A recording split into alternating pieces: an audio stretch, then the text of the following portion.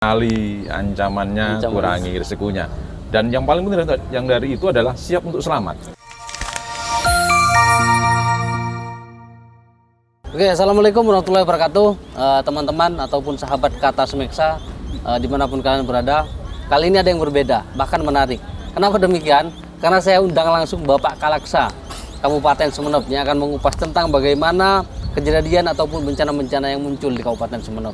Tentu ini akan menjadi bahan informasi baru buat kalian dimanapun kalian berada. Selamat pagi, Selamat Pak pagi. Kalaksa. Dengan Pak Wahyu. Ya. Pak Wahyu, terkait dengan ke bencana Pak, dan juga upaya yang dilakukan oleh BPBD Kabupaten Sumeneb, kira-kira saat ini bagaimana Pak? Iya. Mungkin sudah semuanya memahami bahwa saat ini di wilayah kita sudah mulai berkurang hujannya. Maka yang sedang terjadi adalah upaya-upaya pencegahan terhadap bahaya bencana kekeringan. Untuk mengantisipasi, kita sudah punya peta rawan bencana. Untuk bencana kekeringannya ada beberapa wilayah yang memang di tahun-tahun sebelumnya sering terjadi kekeringan. Namun alhamdulillah, walaupun sudah kita petakan, sampai saat ini memang karena masih mungkin kurang dari seminggu, ya, hujan masih turun, belum benar-benar terjadi kekeringan yang seperti tahun-tahun kemarin. Terus Pak, kalau biasanya kan kekeringan itu terjadi di Ruber Pak ya? Ada Pasongsongan, ada wilayah Bluto juga sebenarnya, ada di Batu Putih, gitu. Ada beberapa wilayah yang sudah kami petakan masuk di wilayah Saronggi, bahkan tetangga kita juga ada beberapa wilayah seperti daerah di Tanah Merah, Langsar itu. Tetapi dengan program-program khusus dari pemerintah, kita akan melakukan koordinasi, kolaborasi dengan OPD terkait, dengan Dinas PU, dengan DLH. Kekeringan itu bisa diantisipasi jauh-jauh hari, sehingga masyarakat sampai hari ini memang belum ada yang mengalami kekeringan sampai kritis langka. Kalau di kepulauan Pak, apakah ada juga kekeringan? Kepulauan sebenarnya ada, beberapa wilayah sudah kita lihat pada saat safari kepulauan kemarin, kita coba data dan diprogramkan oleh dinas terkait untuk mengantisipasinya juga dengan program, misalnya program spam atau pipanisasi air dari wilayah-wilayah yang airnya cukup kemudian dialirkan ke yang kurang. Atau mungkin kalau memang wilayahnya cukup jauh, ada rencana pemerintah daerah yang mungkin kedepannya mungkin melakukan pengiriman air melalui perahu ya. Karena memang ada yang masih asin itu, kayak di Desa Sadulang itu asin. Iya. Mungkin juga ada program yang pernah dilakukan di Kepulauan, saya lupa kepulauannya itu, program untuk apa istilahnya, salinisasi, mengubah air asin menjadi air tawar. Itu sudah ada Pak ya di Sumeneb ya? Sempat ada, tapi memang beberapa kendala memang belum maksimal karena dalam upaya-upaya seperti itu teknologi yang tentu terus berkembang, sehingga perlu ada update teknologi. Begini Pak Kalaksa, berkaitan dengan BPBD yang bertugas di Sumeneb khususnya. Nah kira-kira teman-teman siswa apa yang perlu mereka tahu tentang BPBD yang ada di Sumeneb Pak? Iya, jelas kalau mendengar BPBD kita harus ingat tentang ketangguhan bencana. Ketangguhan bencana. Kemudian di balik itu juga ada bahasa istilahnya kenali ancamannya, kurangi risikonya. Dan yang paling penting yang dari itu adalah siap untuk selamat. Siap untuk selamat. Jadi kadang-kadang kita kan selaku relawan kemanusiaan lupa untuk menjaga keselamatan kita sendiri. Betul. Ya. Karena jiwa kemanusiaan yang tinggi, lalu mungkin adik SMA dari SMK ini menolong temannya yang sedang tenggelam, mungkin lupa bahwa dia tidak bisa berenang, lalu mencoba menolong sehingga menjadi korban juga. Maka yang perlu diwaspadai adalah sebelum kita melakukan sesuatu, kita harus mempunyai ketangguhan bencana, ketanggapan. Tetapi juga kita harus siap untuk selamat. Apa yang kita lakukan harus kita pikir secara rasional. Oh, saya tidak bisa berenang, berarti saya harus meminta pertolongan, atau mungkin menggunakan alat-alat untuk menolong rekan kita yang mengalami bahaya atau bencana. Itu Pak ya, terkait dengan berarti mereka harus mengenali bencana dulu. Iya. Nah, terkait dengan ini Pak, mereka kan yang pasti tidak hanya cukup dengan melalui sosialisasi nih. Kira-kira di Pak Kalaksa sendiri, apakah ada upaya untuk mendorong agar di sekolah itu ada semacam siswa tanggap bencana Pak? Iya. Nah, hari ini kan sedang ada SPAB di sekolah kita ini ya. SPAB salah satunya adalah upaya untuk mitigasi, pencegahan. Jadi apa yang disampaikan oleh para narasumber dari provinsi maupun dari satuan relawan ini nanti diupayakan akan selalu dilakukan simulasi-simulasi. Karena kalau kita hanya sosialisasi tanpa simulasi, nggak latihan kaku nanti. Kaku. Ya. Jadi terus disimulasikan, entah itu gempa, entah itu pertolongan pertama pada orang yang mengalami patah tulang ketika gempa atau dan sebagainya, itu selalu kan kita adukan simulasi-simulasi sehingga ketika terjadi kita benar-benar siap. Selama ini Pak, untuk di Kabupaten Sumeneb Pak, selain di SMK kira-kira ada upaya Pak untuk terkait dengan simulasi jangka bencana itu Pak? Iya, kami baru selesai melakukan semacam SPAB ini di 8 taman kanak-kanak di wilayah Kabupaten Sumeneb bersama dengan Dharma Wanita Persatuan, jadi TK-TK yang menjadi binaan Dharma Wanita Persatuan Kabupaten Sumeneb. Kemudian di beberapa SD kita melakukan juga SPAB, dan di desa-desa juga ada istilahnya desa tangguh bencana. Desa tangguh bencana. Jadi teman-teman di desa dari berbagai unsur kita latih untuk membuat dokumen resiko bencana, kemudian peta rawan bencana. Kemudian kita berikan pemahaman bagaimana ketika bencana terjadi, apa yang bisa dilakukan pertama kali. Selanjutnya mungkin setelah melakukan tindakan pertama, melakukan langkah-langkah berikutnya adalah koordinasi dengan dinas terkait untuk melakukan pertolongan lebih lanjut atau mungkin pemulihan atau rehabilitasi atau rekonstruksi pasca bencananya. Kalau siswa menemukan suatu bencana Pak, tiba-tiba dia pulang, sampai ke Rubaru atau di mana tiba-tiba ada bencana. Kira-kira untuk meminta pertolongan itu harus menghubungi siapa Pak? Iya, di Sumeneb ini sudah ada call center yang darurat untuk penanganan semua bencana. Call center 112 itu bebas pulsa, bisa ditelepon, kemudian di sana akan dipandu oleh operator untuk melakukan langkah berikutnya.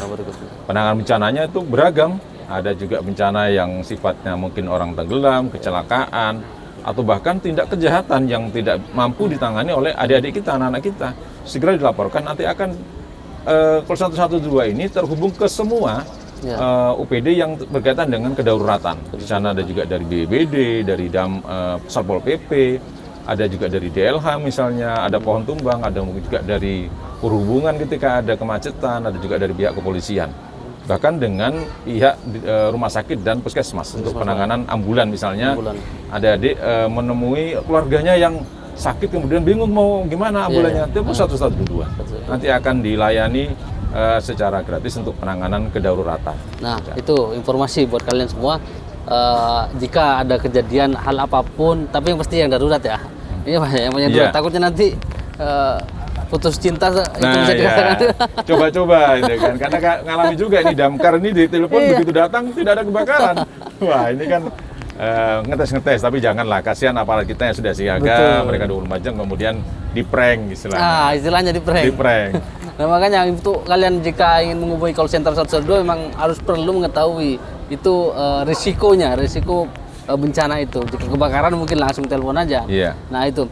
Terus untuk ini Pak, sebentar lagi kan menjelang musim kemarau. Nah, kira-kira apa yang ada program apa ini yang berkaitan dengan siswa ataupun melibatkan orang banyak dari BPBD Sumeneb Pak? Terkait dengan kekurangan air misalnya saat kekeringan itu, kita sudah siapkan armada untuk misalnya dibutuhkan pengiriman air ke lokasi-lokasi yang kritis air. Tetapi jangan lupa bahwa masa kekeringan ini bukan hanya bahaya kekurangan air, tapi bahaya kebakaran juga mengancam.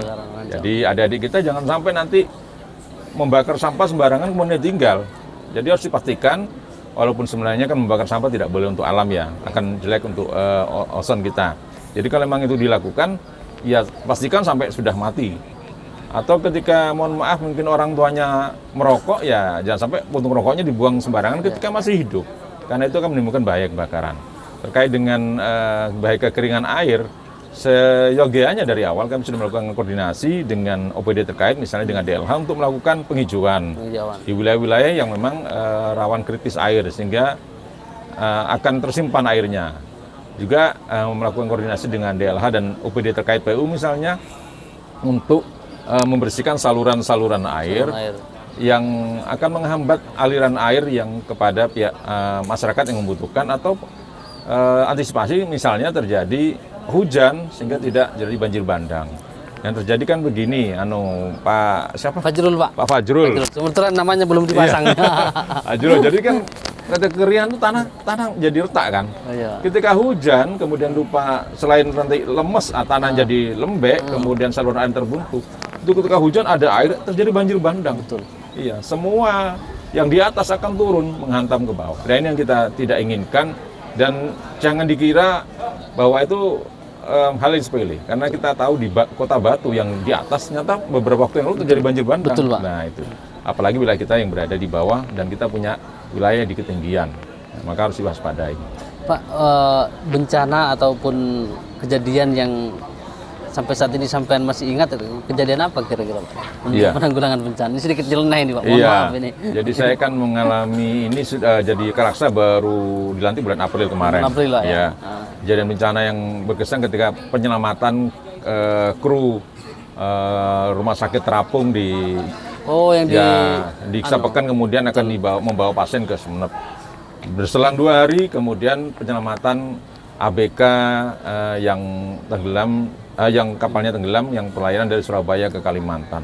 Itu artinya saat itu kami mengapa berkesan, kami melihat potensi SAR, berbagai elemen yang masyarakat ini saling bahu-membahu, saling membantu, memberikan support, memberikan informasi, bahkan memberikan dukungan secara material maupun operasional ketika bencana terjadi. Ini menunjukkan bahwa kegotong royongan masyarakat ini luar biasa.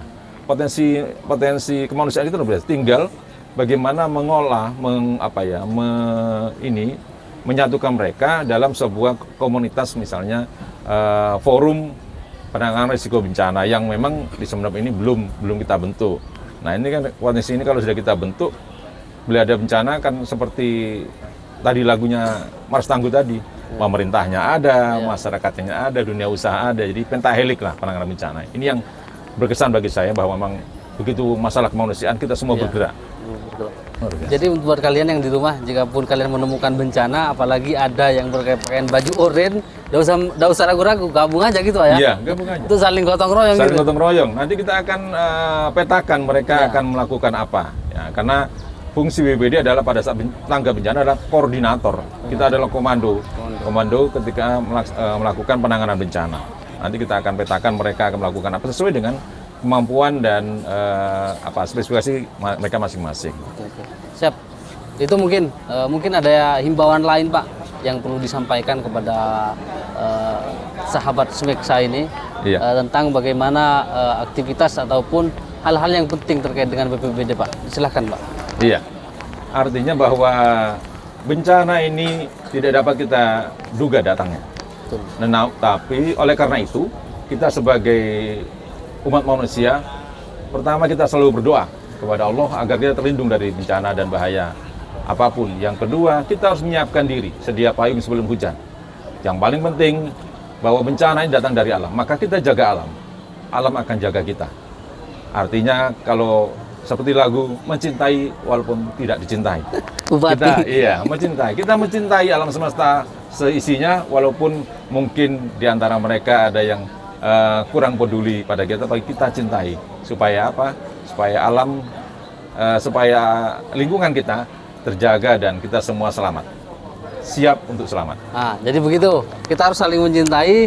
Jadi seperti yang disampaikan oleh Bapak Kalaksa bahwa bencana itu tidak datang tanpa diduga, artinya tidak tepat waktu. Iya. Sama hal dengan kutipan cinta tidak pernah datang tepat waktu. Iya. Maka kita perlu mencintai alam dan mencintai sesama. Terima kasih. Sekian dari saya. Wassalamualaikum warahmatullahi wabarakatuh.